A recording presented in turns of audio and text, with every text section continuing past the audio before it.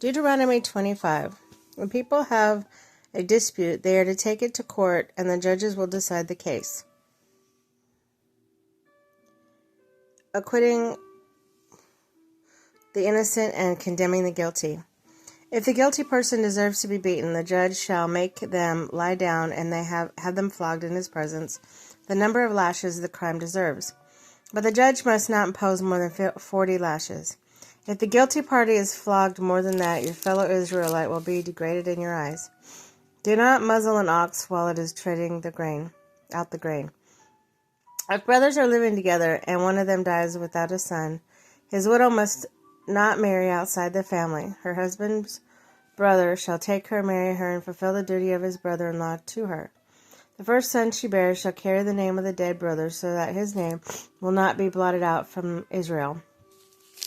However, if the man does not want to marry his brother's wife, she shall go to the elders of the town and say, "My husband's brother refuses to carry on his brother's name in Israel. He will not fulfill the duty of the brother-in-law to me." Then the elders of his town shall summon him and talk to him.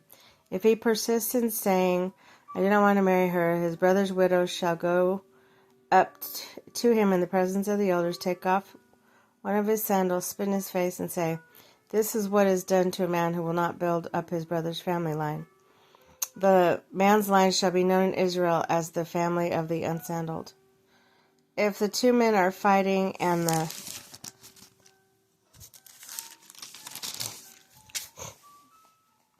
wife of his one then comes to the rescue her husband from his assailant, and she reaches out and seizes him by his private parts, you shall cut off her hand. Show no pity.